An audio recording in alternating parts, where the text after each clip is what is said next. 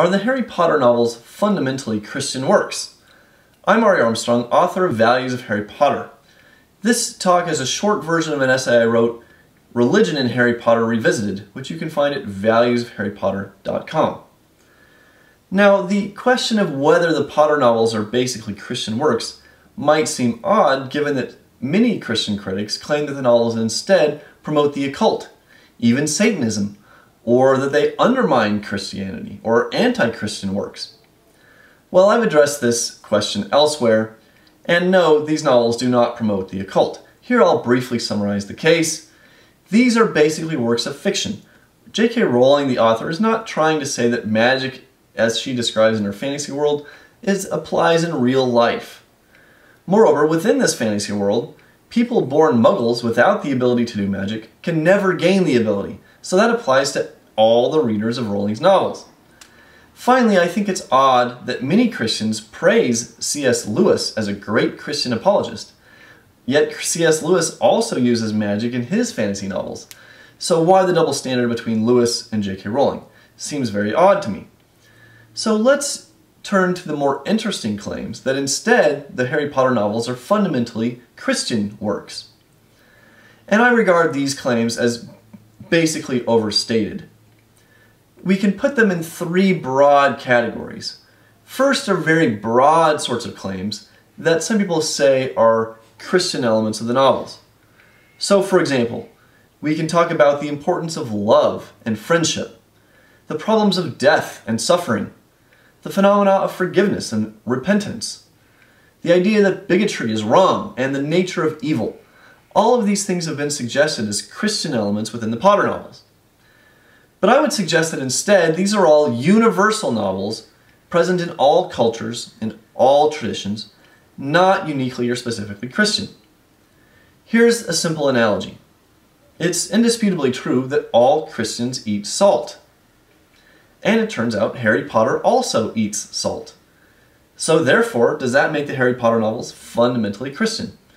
Obviously not. We can recognize many different sorts of salt eaters who are not otherwise similar. And that's the case with the themes described so far. Yes, they appear in Christianity, they appear in the Potter novels, but that doesn't make the Potter novels basically Christian in orientation. As a second category, we can talk about the Christian myths and symbolism in the books, or at least what people perceive as Christian myths and symbolisms in the books. There have been many elements discussed, and I'm going to only address a few. So let's start with the prophetic birth. It's true that Harry Potter has a prophetic birth, and so does Jesus. But, as Dumbledore explains, the prophecy could as well have applied to Neville Longbottom. You don't get anything like that in Christian mythology. Moreover, the idea of a prophetic birth has occurred in many different sorts of stories and cultural contexts throughout history, and so even that is not uniquely Christian. Or what about the idea that the lion is a Christian element? And it's true, the lion symbolizes Harry Potter, Gryffindor, the good guys, and this is obviously true, and it also represents Jesus in other contexts, but the lion has also represented many noble figures throughout history. The lion has also represented a variety of gods, such as the Hindu Yali, the Egyptian Sekhmet and Mahes, and the Babylonian Nergal. Next, consider the idea that Voldemort is Satan, or comes from Satan. There's a lot of truth to this. Rowling is clearly relying on the Satan myths in building up her villain of Voldemort. But there's also a lot of important distinctions. Also, the snake is another one of these widely used myths that's been used in many different settings. And, interestingly, Slytherin House is represented by the snake, and yet not all Slytherins are bad. For example, Snape is one of the great heroes in the books. And it's hard to find that sort of ambiguity or nuance in the Christian tradition. Also, J.K. Rowling is drawing on a wide body of influences, not just Christianity. For example, she finds many parallels to Adolf Hitler to create Voldemort, such as Voldemort's obsession with blood purity. So there are many elements to Voldemort that are coming from other sorts of traditions. Here's another important difference. Voldemort is driven fundamentally by a pathological fear of death. This is what drives him to create the Horcruxes, which drives a large part of the stories of the novels. Satan doesn't have anything like that because he has created an immortal angel. And so he doesn't have to worry about his mortality in this life. Take another example, the phoenix. Yes, this is sometimes reference to the immortality of Jesus, and it's also used in the Potter novels. But the phoenix also goes back to the sun god Ra in Egypt. Herodotus wrote of the phoenix hundreds of years before Jesus, and the poet Ovid writes of the phoenix in the Metamorphoses.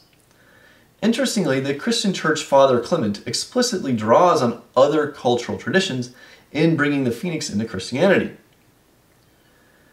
In the end, you can interpret the symbolism and mythology of the Potter novels in a couple of different fundamental ways.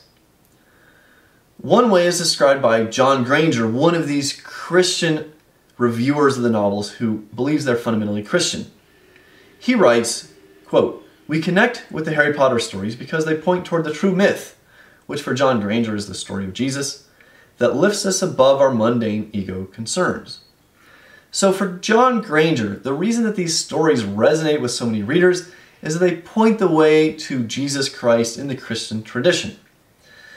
But there's a problem with this presumption in terms of reviewing or analyzing the literature, and that's that John Granger tends to read these books through Christian lenses, and he finds Christianity everywhere in every element of the novels, whether it really exists or not, and whether it really has any thematic significance or not.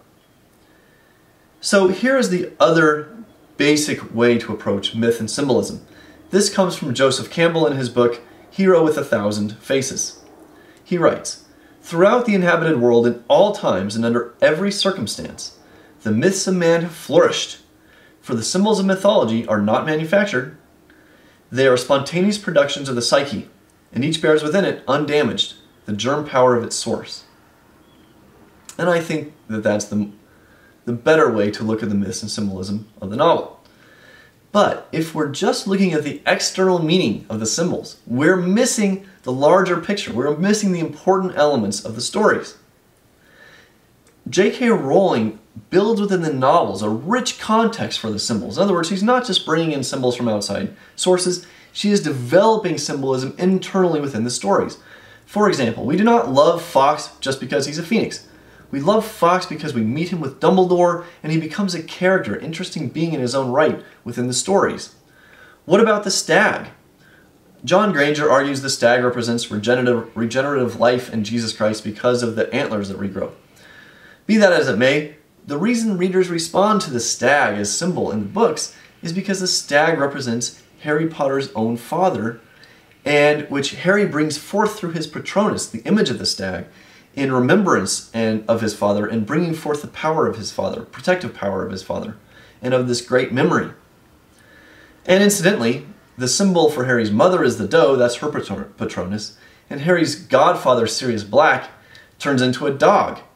And yet, John Granger isn't finding obvious Christian elements there, and so things that are obvious, he finds Christian elements somewhere in some places, and other elements he sort of downplays or ignores. So let's turn to the third major category, which are the real religious themes of the novels, or the themes with great thematic consequence, or at least some thematic consequence, real thematic consequence. Obviously, the idea of immortality plays a role in the stories. In an interview with Volkskrant, Rowling herself said that she believes in Christianity and attends Protestant church. Here's what Rowling told The Telegraph, quote, "To me, the religious parallels have always been obvious. They are very British books, so on a very practical note, Harry was going to find biblical quotations on tombstones. But I think those two particular quotations he finds on the tombstones, they almost epitomize the whole series. The truth is that my faith is sometimes that my faith will return. It's something I struggle with a lot. On any given moment, if you ask me if I believe in life after death, I think if you polled me regularly throughout the week, I think I would come down on the side of yes, that I do believe in life after death, but it's something I wrestle with a lot. It preoccupies me a lot, and I think that's very obvious within the books." So the two quotes that she's referencing are what Harry finds at the graveyard of his parents. One is, "Where your treasure is, there will your heart be also," and the second is, "The last enemy that shall be destroyed is death." Now here, Hermione explicitly talks about the immortality of the soul in her discussions with Ron. She says, "Look, if I picked up a sword right now and ran you through with it, I would not damage your soul at all. Whatever happens to your body, your soul will survive untouched." It is at the grave of Harry's parents on Christmas Eve that Hermione conjures a magical wreath of Christmas roses to lay on the grave of Harry's parents. And so, in this case, I think that the Christian symbolism is very obvious and very intentional. But we can step back and ask, does the belief in an immortal soul actually drive the actions of the heroes? The answer is no, not really. Let's consider some examples from the books. In the first book, Harry explains to Ron and Hermione why he must stop Voldemort. Harry needs to protect his own safety. He needs to protect his own future and liberty and ability to work and live in peace. And he needs to protect his friends and loved ones from Voldemort's oppression and harm. So these summarize what motivates Harry to action, these important values. Later on, Sirius Black explains that there are things worth dying for. What this means is that there are some things in life that are so important that we have to fight to defend them, even if that means risking our very lives. After Remus Lupin dies, an image of Lupin appears to Harry and says this: "I am sorry I will never know my son, but he will know why I died, and I hope he will understand. I was trying to make a world in which he could live a happier life."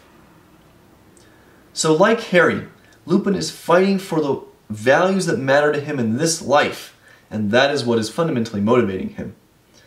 Another aspect of the immortality in the stories is that it blends in with the fantasy background.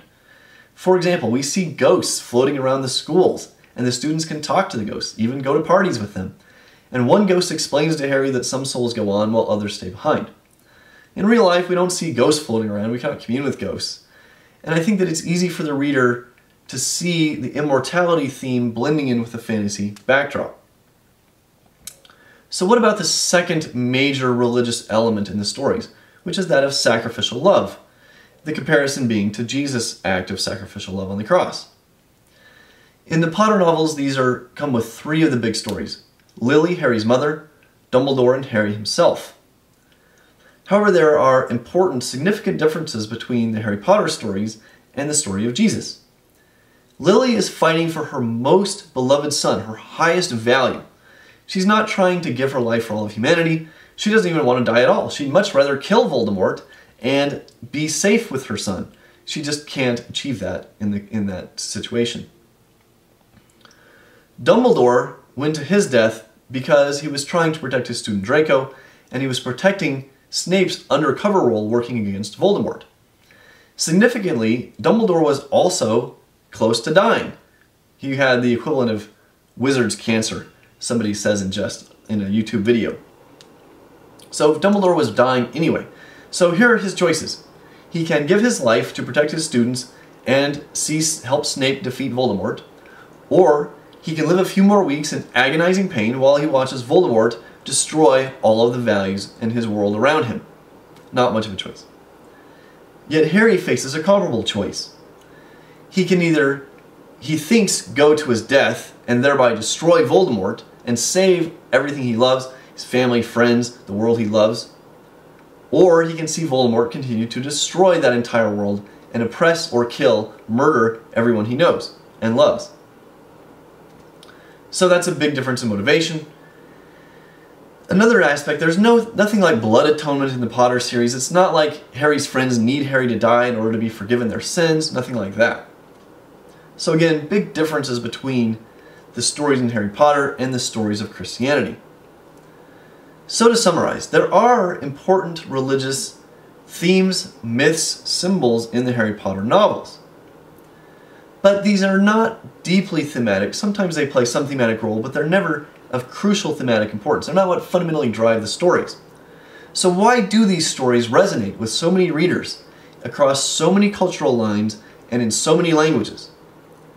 I suggest the real reason people love these books is that they vividly show these great heroes, these self-made heroes, fighting valiantly for the values that make their lives worth living.